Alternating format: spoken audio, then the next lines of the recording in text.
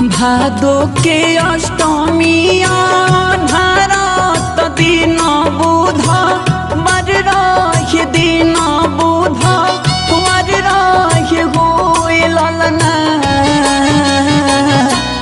ललना रोहनी में भैले सर कारत कंस के करागारनु हो ललना रोहनी में भैले सारा करत कंस के करागारनु।